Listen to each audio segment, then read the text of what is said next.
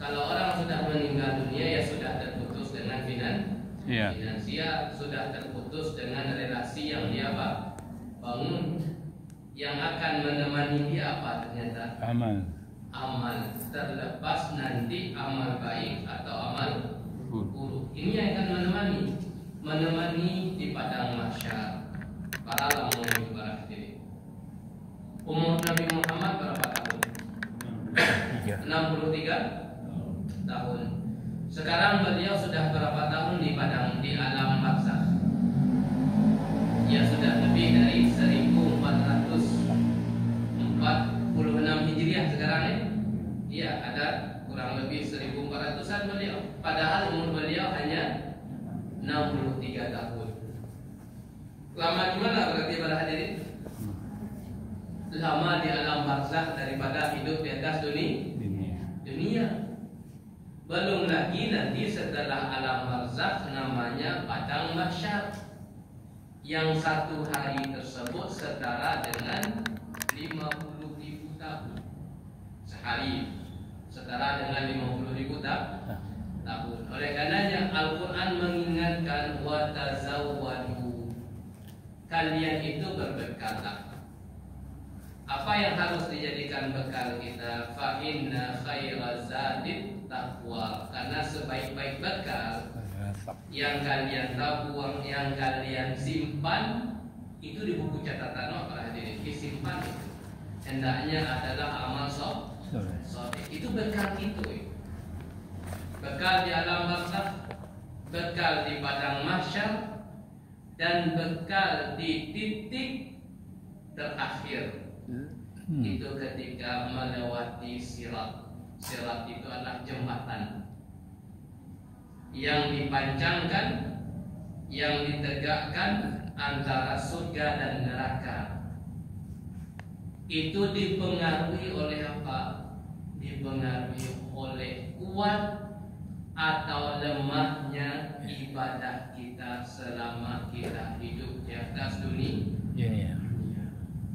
Kuat apa ibadah para hadirin, syukur akan semakin kuat orang itu melintas di atas sirat. Amin. Sehingga Nabi katakan ada sebagian dari umatnya yang melintas itu seperti kecapan mata. Wakijuan atau nah sampai di situ. Sebagian yang lain ada seperti kilatan petir. Ada yang lain seperti kuda yang berlari kencang. Ada sebagian semakin surut juga itu, semakin lemah. Ada sebagian lain yang seperti orang berlari. Ada sebagian lagi yang seperti merangkak. Ada sebagian lagi yang berjalan di atas pantatnya. Dan ada sebagian lagi adun sampai kasawana lahja. Dipengaruhi apa itu? Dipengaruhi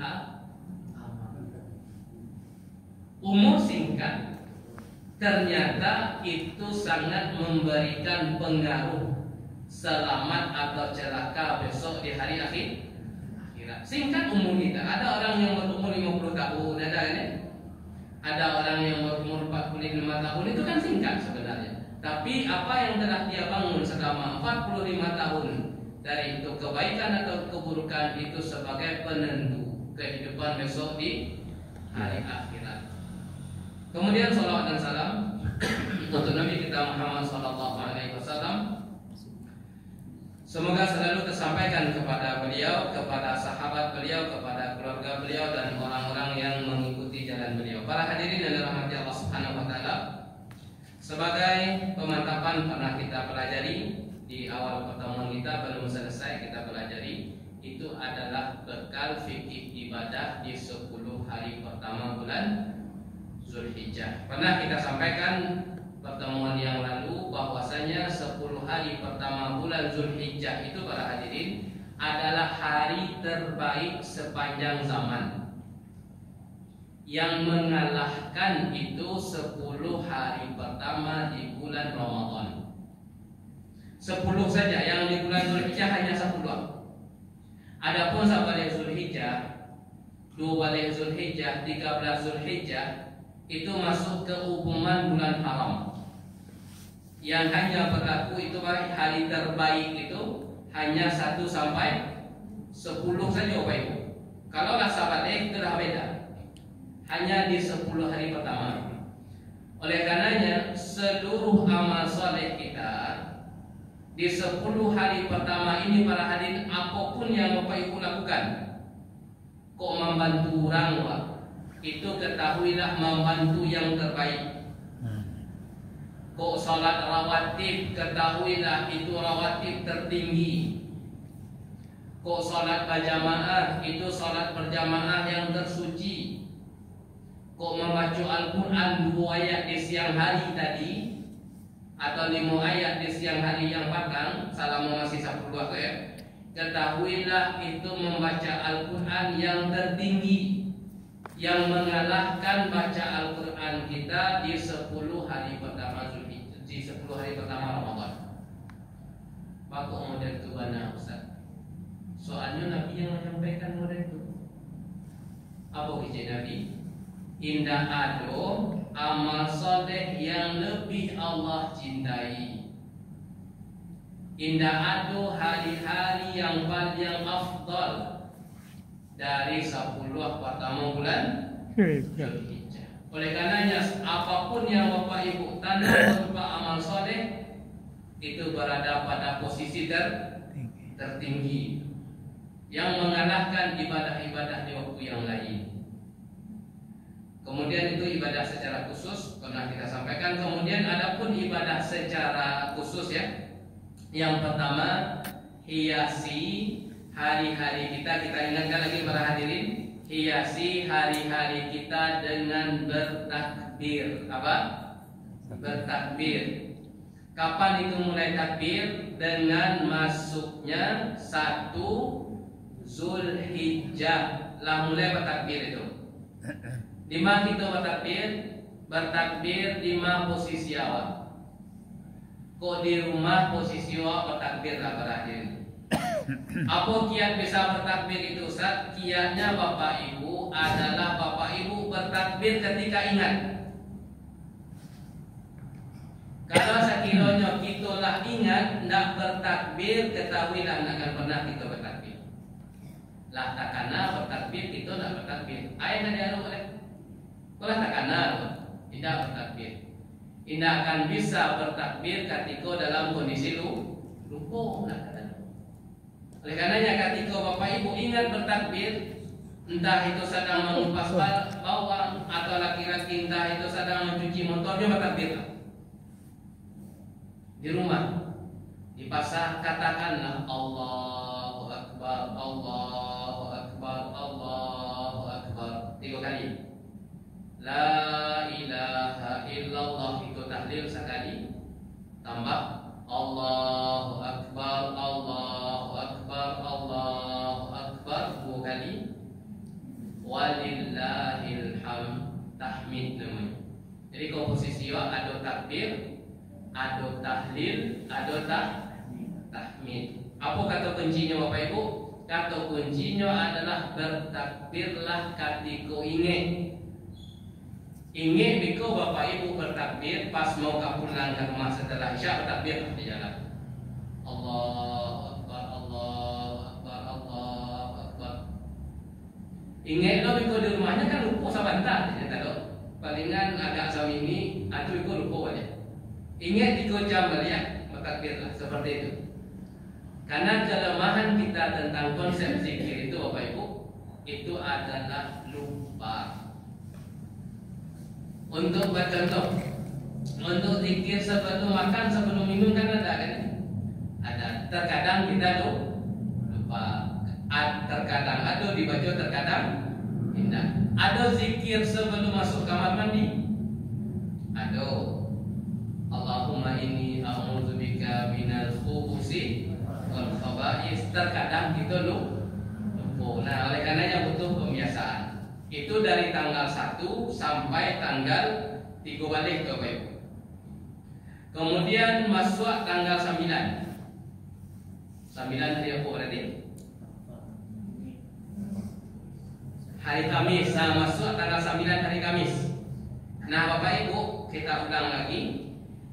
Ketika masuk tanggal 9 di hari Kamis setelah subuh ya.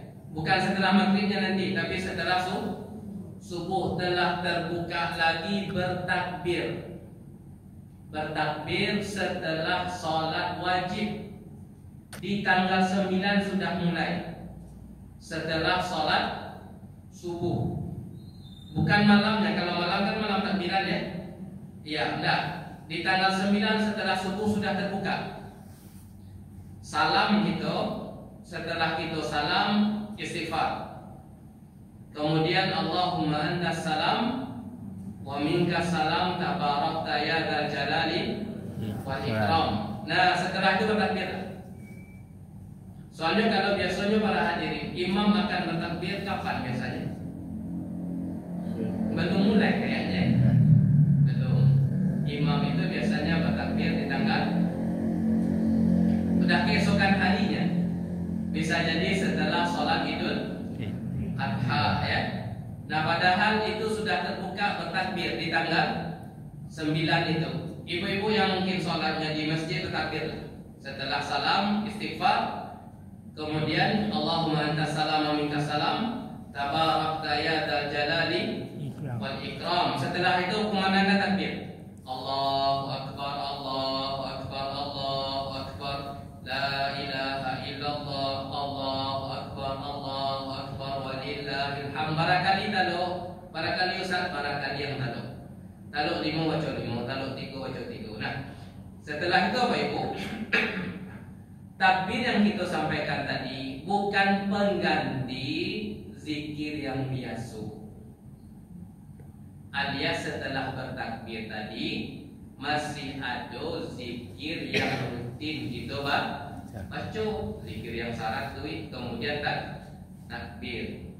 Kemudian dilengkapi dengan la ilaha illallah wahdahu la syarikalah lahul mulku wa lahul hamdu wa huwa ala kulli syai'in qadir. Baik, kita rapikan lagi. Satu. Kemudian yang kedua itu adalah memperbanyak puasa. Pada tinggal puasa lagi kita berhadirin. Sekarang hari Senin ini. Berarti tinggal besok Selasa, Rabu, kemudian Kamis. Nah, para hadirin tinggal 3 hari lagi. Silahkan kalau Bapak Ibu ingin memborong yang 3 hari itu silahkan. Senin, Selasa, Rabu. Maka kalau Senin telah selesai. Selasa, Rabu, Kamis. Atau diselang-seling nggak masalah. Besok kosong, di Rabu kosong, kemudian di Kamis puncak. Puncaknya itu di mana? Di hari Kamis tanggal 9.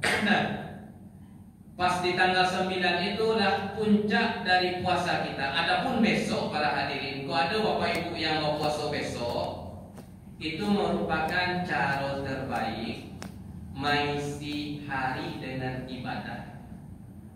Oleh karenanya kita sampaikan Bapak Ibu, puasa itu adalah ibadah yang terlama. Coba Bapak Ibu bayangkan. Di jam 10 lewat saparampe Bapak Ibu masih bawa ibadah. Tarasawi contohnya nah. Ditahan. Menahan dari haus ibadah atau bukan? Iya. Tara 10 lapar di jam setengah 2. Ditahan. Menahan ibadah atau bukan?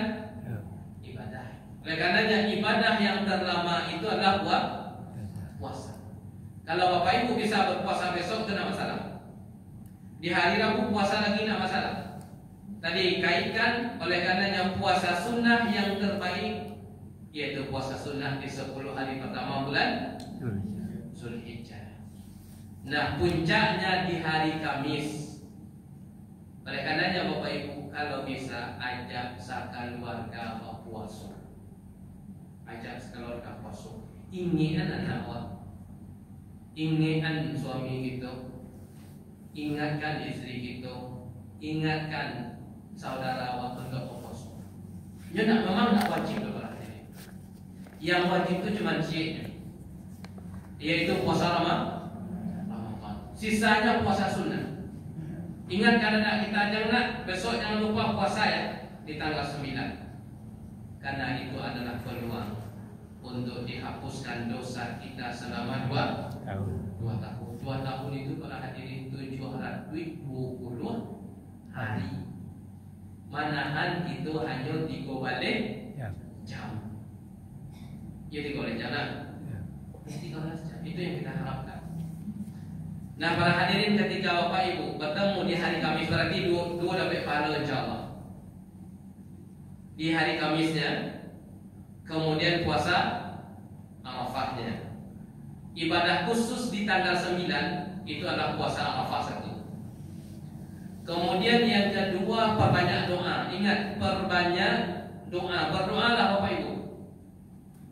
Kenapa demikian? Karena Nabi katakan sebaik-baik doa yang dipanjatkan oleh seorang hamba itu adalah doa yang dia panjatkan di hari Arafah. Hari Arafah itu tanggal 9. Itu sebaik-baik doa. Itu Bapak Ibu kan memiliki segudang masalah, berbagai macam kebutuhan kita kan, adukan sama Allah para hadirin. Kita punya Allah yang Maha Mendengar. Kita punya Allah yang di dalam surah Al-Ikhlas, Qul huwallahu ahad, Allahu samad. Allah itu tempat tergantung. Bapak Ibu adu masalah apa, adukan ke Allah di hari Kamis. Pertama sedang puasa. Nabi katakan doa orang yang sedang puasa itu mustajab.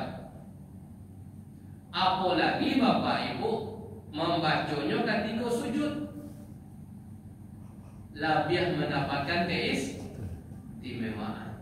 Adukan masalah apa? Masalah dunia boleh Ustaz diadukan sama Allah. Jawabannya boleh. Karena Nabi katakan sebuah konsep doa itu para hadirin, agar kita hilang keraguan-keraguan. Ustaz itu perkara dunia Ustaz. Masa kita mengadu dulu kepada Allah? Kalau tidak kepada Allah kita mengadu para hadirin kasihan.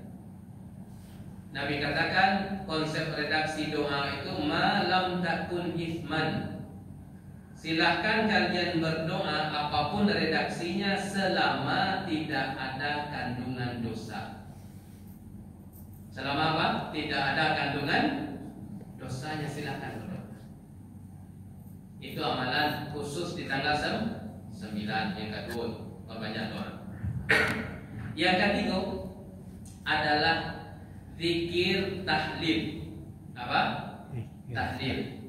Dan Nabi katakan, dan sebaik-baik yang aku katakan di hari Arafah itu adalah la ilaha illallah wahdahu la syarikalah lahul mulku wa lahul hamdu wa huwa ala kulli syai'in qadir. Itu di tanggal 9 ya, Bapak banyak di hari Kamis. Nah, Bapak Ibu yang dirahmati Allah Subhanahu wa taala.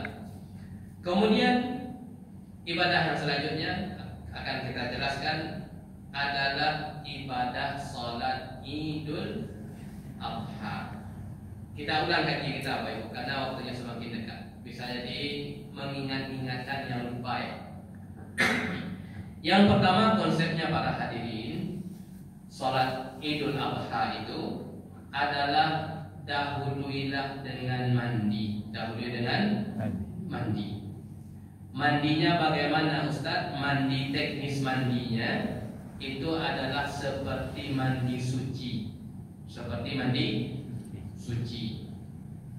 Kapan waktunya masuk? Waktunya masuk dengan masuknya waktu subuh. Itulah kuliah kemandian mandi. Telah berkumandang azan subuh, maka itu telah boleh, telah masuk mandi di hari raya. Berarti Ustaz sebelum subuh hampu mandi pak. Sebelum subuh harus masuk hari hari itu dimulai. Kan dalam Islam itu ada namanya siang, ada namanya hari, ada namanya malam. Malam kapan mulai waktu malam? Itu dengan terbenamnya matahari sampai berkumandangnya azan subuh. Itu dihukumi apa? Malam. Sedangkan siang, nah pelaksanaan sholat Idul Fitri, Idul Adha di siang atau di malam, hadirin? Di siang hari kan ya. Maka kapan itu masuk waktu siang? Masuk waktu siang dengan masuknya waktu subuh sampai nanti terbenamnya matahari. Dengan demikian mandi kita tersebut yang jelas itu sah dan dihukumi pahala itu adalah setelah subuh masuk. Lah sah. Tapi kalau sekiranya bapak ibu mandinya sebelum subuh setengah lima, sama tak biasa mandi setengah lima rutin Ustaz. Sebelum sholat subuh itu lah biasa mandi, kemudian pergi ke masjid. Nah para hadirin sebenarnya belum bisa, karena itu masih dihukumi waktu malam. Waktu malam itu kapan? Dikatakan waktu malam sampai dengan datangnya waktu subuh. Berarti kita dihukumi mandi di malam hari itu. Seperti sholat malam para hadirin. Sholat malam di jam 4:30 itu masih dihukumi sholat malam, karena waktu subuh belum masuk. Nah sedangkan yang mandi tadi, kalau mandi tersebut belum dilakukan sebelum subuh, maka belum sah dikatakan untuk mandi sunnah di hari raya. Ini secara prinsip. Ini secara prinsip seperti itu. Kemudian para ulama, oleh karenanya bagi bapak ibu yang bisa mandinya 2 kali lebih bagus. Mandi dua kali. Kebiasaan tetap dijalankan. Tiap hari mandi pagi 4:30 lah mandi. Itu kan kebiasaan misalnya ya. Nah, nanti mandi lagi dan ini jelas lebih bagus. Ini jelas lebih bagus. Tapi kalau sekiranya cuacanya mandi nak tahu Ustaz. Apa ibu?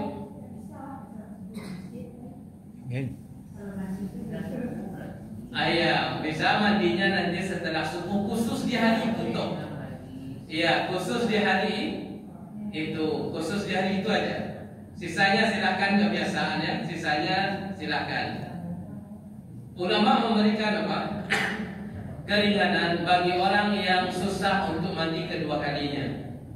Maka diberikan keringanan. Itu kan keringanan itu judulnya Pak Ibu, pengecualian. Pengecualian. Tapi secara prinsip masuknya waktu siang hari kapan? Dengan datangnya waktu subuh. Khusus di hari itu aja. Mandinya apa? Setelah subuh ya. Itu yang pertama. Berkaitan lagi dengan mandi para hadirin. Ini bagi orang yang berhalangan ya. Bagi orang yang berhalangan tidak bisa menghadiri masjid, tidak bisa sholat id, itu kan dia tidak ikut tuh. Tetap disunnahkan untuk mandi. Tetap disunnahkan untuk mandi. Kenapa demikian Ustaz? Padahal saya tak bisa sholat. Nah mandinya itu karena hari besar agama Islam. Mandi id bukan karena sholatnya, tapi karena harinya. Karena harinya. Catatan kedua ya, berkaitan dengan mandi.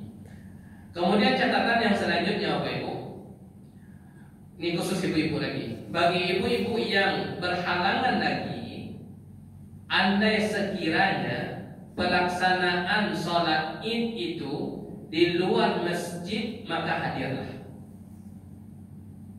Kenapa demikian? Karena praktek dari Nabi para hadirin, Rasulullah itu mengumumkan untuk keluar seluruh orang yang berada di rumah. Subhanallah. Anak kecil dibawa itu para hadirin.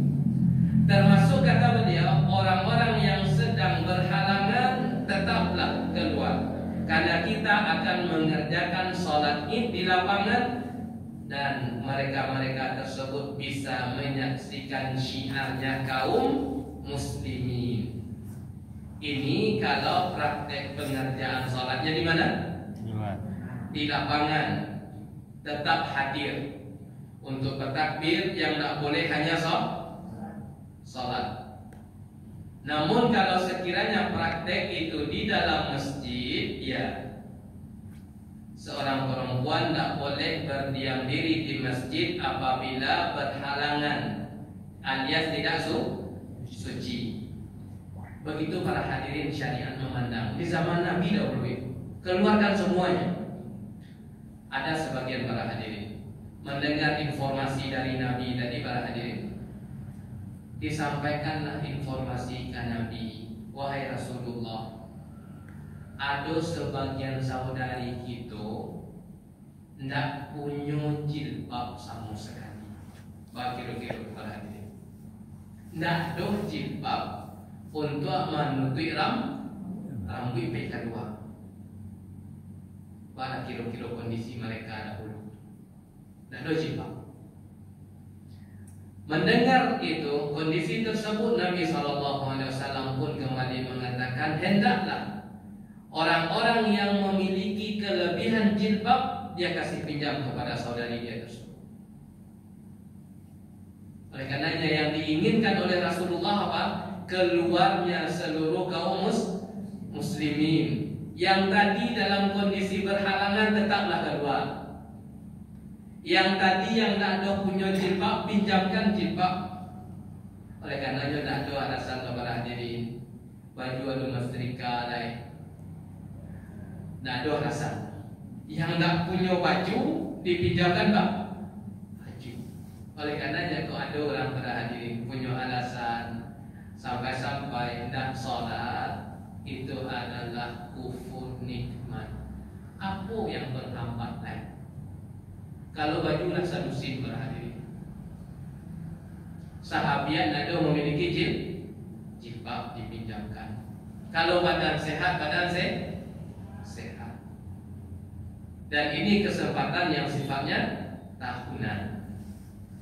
Catatan yang selanjutnya para hadirin, menghadiri sholat Idul Adha ini sunnahnya itu adalah ambil jalur yang berbeda antara pergi dan pulang. Kira-kira para hadirin bisa tak kira-kira? Kan bisa dibayangkan gini kan? Bisa. Oh bisa, Ustaz amalkanlah itu. Insya Allah semakin dapat paham. Tapi kalau sekiranya jalurnya cieknya para hadirin hanya satu, tidak usah bikin jalan besok ya. Dah tempuh aja jalur yang sudah biasa.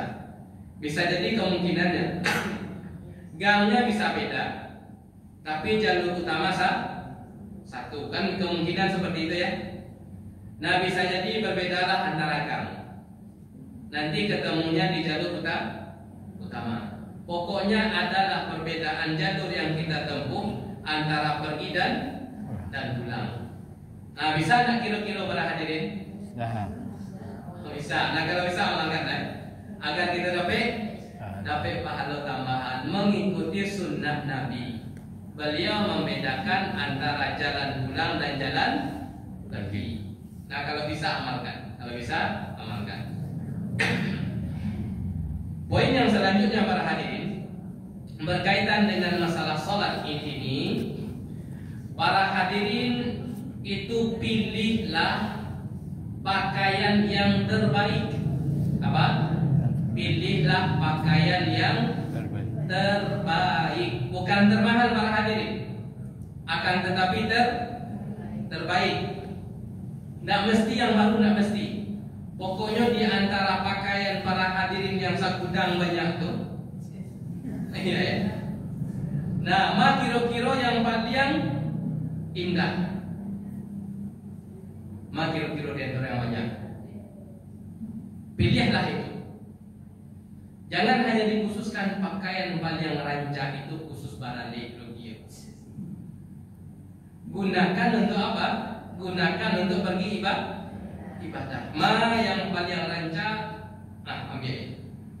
Kenakanlah. Karena para hadirin Nabi SAW pakaian beliau tidak banyak.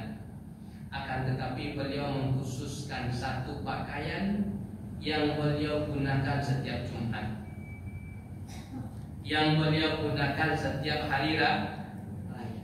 Itu pakaian spesial beliau ketika beliau berhadapan dengan syiar-syiar Islam. Nah, para hadirin yang dirahmati Allah Subhanahu wa taala, kiat yang selanjutnya menghadiri salat Idul Adha besok itu adalah disunahkan untuk tidak makan, stop makan dan minum dengan berkumandangnya azan subuh. Oleh karenanya Bapak Ibu, ketika Bapak Ibu bangunnya di jam 5:04, contoh aja di gambaran, itu sudah masuk waktu belum? 5:04? Sudah ya? Sudah. Nah, para hadirin bangun di 5:04, contoh aja contoh. Maka disunahkan untuk tidak minum. Menahan. Disunahkan untuk tidak makan. Berarti kapan bolehnya minum atau makan berarti? Seperti biasa sebelum subuh masuk silahkan. Nah, kalau para hadirin itu bangun pas azan berkumandang, tidak ada minum, tidak ada makan, menahan dulu sebentar. Sampai kapan ini? Sampai selesai sholat. Nah, khusus kalau bisa bagi sahibul kurban, kayaknya susah dipraktekkan. Bagi sahibul kurban, dia membatalkan puasanya dengan mencicipi daging kurbannya. Bisa ada kira-kira berhadirin? Nggak bisa, dosa orang kurban besok. Iya kan? Di hari Sabtu contohnya ya.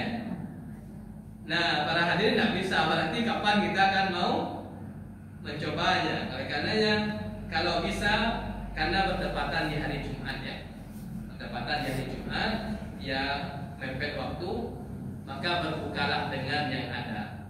Padahal sebenarnya para hadirin, sebenarnya ini hanya sifatnya himbauan. Kalau suatu waktu tidak bertepatan dengan hari Jumat, usahakan sembelihan itu di tanggal 10. Kenapa demikian? Hadis yang kita sampaikan tadi, hari terbaik itu hanya sampai di tanggal 10 saja. Oleh karenanya masih sah di 11, sah di 12, sah di 13, kan sampai itu. Tapi penyembelihan di tanggal 11, tanggal 12, tanggal 13 tidak akan menyamai penyembelihan di tanggal 10. Karena waktu istimewa itu hanya 1 sampai 10. 11, 12 sudah biasa. 10 hari pertama itulah puncak tertinggi untuk beramal soleh.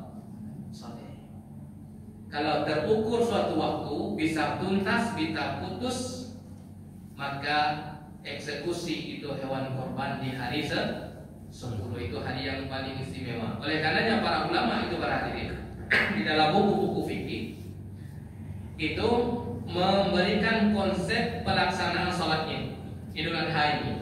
Sholat Idul Adha disegerakan, dipercepat sedikit, agar bisa nanti tereksekusi semua hewan kurban. Adapun untuk sholat Idul Fitri agak ditunda sedikit, agar orang-orang yang belum sempat membayarkan zakat fitrahnya bisa tersalurkan. Karena kalau sudah sholat, tidak sah lagi penyerahan zakat fitrah. Oleh karenanya tadi kita sampaikan, sunnah bagi sahibul kurban kalau bisa ya, itu dia mencicipi adalah daging kurbannya. Para hadirin dan dirahmati Allah Subhanahu wa taala, kan sudah berjalan ke masjid. Kalau Bapak Ibu menghadiri sholat Idul Adha di lapangan, langsung duduk. Langsung apa? Duduk. Nah, ada namanya tahiyatul. Tahiyatul lapangan tidak ada namanya, langsung aja duduk. Tapi kalau Bapak Ibu menghadiri itu sholat Idul Adha di masjid, maka berlaku namanya apa? Sholat tahiyatul masjid. Berlaku. Jangan duduk sebelum sholat 2 rakaat. Kemudian para hadirin, ikutilah sholat Idul Adha. Kita ulang, sholat Idul Adha itu 2 rakaat. Rakaat pertama itu ada namanya 7 kali takbir tambahan. Apa zikir yang dibaca? Subhanallah, walhamdulillah, wala ilaha illallah, Allahu akbar, sebanyak 7. Adapun rakaat yang kedua tambahannya sebanyak 5. Diangkat tangan seperti biasa. Boleh sampai apa? Sampai bahu atau telinga, tidak masalah. Nah, para hadirin, bagi para hadirin yang tertinggal nanti, contohnya apa maksudnya tertinggal? Tiba di masjid, imam lah mulai takbir yang ketiga, berarti nak dapat takbir 1 dan 2 itu nak diganti itu. Lewat saja tidak masalah.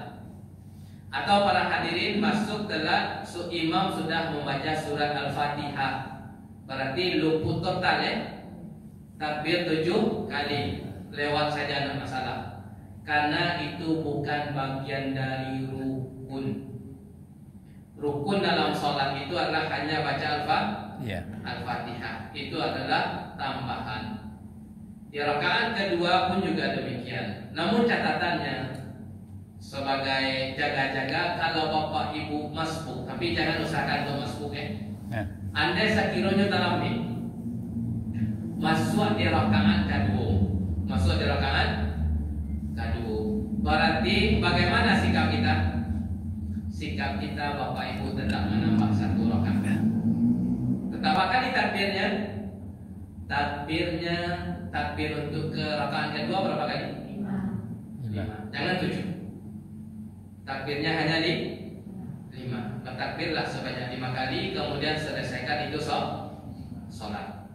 Nah, para hadirin, catatan selanjutnya agar full pahala ibadah kita itu adalah disunnahkan untuk mendengar khutbah Idul Adha. Sunnah hukumnya. Oleh karenanya kita katakan para hadirin, kita luruskan pemahaman yang beredar, kita luruskan bahwasanya kalau ada informasi yang mengatakan seluruh jamaah wajib untuk mendengar khutbah Id, kalau tidak mendengar maka sholat Idul Fitrinya atau sholat Idul Adha-nya tidak sah, itu keliru. Itu edukasi yang salah. Kenapa demikian? Karena Nabi telah memberikan keringanan untuk mendengar khutbah di Idul Adha. Bagi siapa yang mau silahkan untuk mendengar. Tentu beda pahala antara orang yang mendengar dan orang yang tidak. Mendengarlah, tapi hukumnya sunnah. Ustaz, kalau sekiranya ditinggalkan, apakah berpengaruh kepada keabsahan sholat? Jawabannya tidak. Dia beda dengan khutbah di hari Jumat. Oleh karenanya itu informasi yang benar. Oleh karena kita katakan dianjurkan untuk mendengar khutbah di hari raya, bukan wajib. Karena para hadirin, kita tidak boleh mewajibkan sesuatu yang tidak wajib. Tidak boleh. Dia sunnah, tidak boleh kita katakan wajib. Oleh karenanya para hadirin, untuk memberikan edukasi, jangan dibolak-balikan hukum. Agar anak kita puasa di tanggal 9 besok contoh. Nah, puasa besok ya, itu hukumnya wajib. Tidak boleh kayak gitu. Agar dia puasa kemudian kita ubah status hukum, tidak boleh para hadirin. Yang sunnah tetap katakan sunnah. Yang wajib tetap katakan wajib. Tidak boleh kita pindahkan hukumnya. Edukasilah dengan edukasi yang benar. Dianjurkan puasa di hari Kamis besok, itu yang benarnya. Tidak wajib. Dianjurkan untuk mendengarkan khutbah. Nah, para hadirin yang dirahmati Allah Subhanahu wa taala. Kemudian poin yang terakhir adalah poin yang ditujukan kepada sahibul kurban. Poin yang ditujukan kepada siapa? Sahibul kurban. Para hadirin kita lihat, kita tentang berkaitan dengan ibadah kurban dua. Ada yang berkurban, ada yang tidak. Adapun yang tidak, para hadirin, bermulailah dengan tekad yang kuat. Semoga suatu waktu saya bisa ibadah kurban. Bermulai dari niat yang kuat. Adapun bagi sahibul kurban, para hadirin, yang pertama itu adalah jagalah keikhlasan. Jaga keikhlasan. Kenapa jaga keikhlasan, Ustaz? Karena ibadah, terkhusus ibadah nama-nama sahibul kurban itu dicantumkan namanya. Boleh nak dicantumkan namanya? Jawabannya boleh para hadirin. Karena itu sedekah dan boleh untuk mencantumkan nama-nama orang yang bersedekah, boleh ditampakkan. Akan tetapi jaga hati. Qul inna salati wa nusuki wa mahyaya wa mamati lillahi rabbil alamin. Catatan pertama. Catatan kedua, para hadirin, daging kurban tidak boleh dijadikan sebagai upah.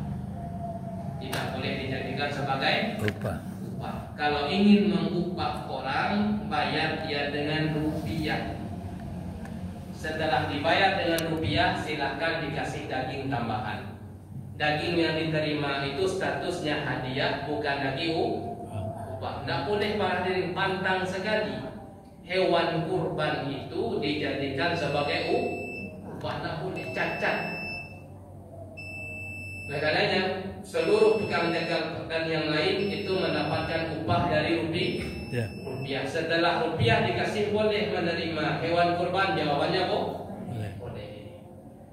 Kemudian catatan yang selanjutnya itu adalah tidak ada aturan untuk larangan menerima hewan kurban, apapun status orang. Ustadz, saya dikasih kupon, tapi saya memiliki ke lapangan dan saya juga sahibul kurban, bolehkah saya terima? Jawabannya boleh. Beda dengan zakat, para hadirin. Kalau zakat dikasih ternyata kita memiliki ke lapangan, ya tidak boleh kita terima. Adapun kurban silahkan diterima. Karena kurban itu alokasinya 3. Status fakir miskin, atau status hadiah, atau status kawan-kawan. Itu masuk semuanya. Tidak khusus alokasinya untuk fakir dan miskin. Siapapun boleh untuk menerima hewan kurban. Baik, para hadirin yang dirahmati Allah Subhanahu wa taala, sampai di sini pembahasan kita. Alhamdulillah, semoga bisa kita jadikan bekal untuk melaksanakan ubudiyah di 10 hari yang tersisa. Wabillahi taufiq. Wassalamualaikum warahmatullahi wabarakatuh. Waalaikumsalam warahmatullahi wabarakatuh. Dari itu ceramah Pak Ustadz Pak Warijal.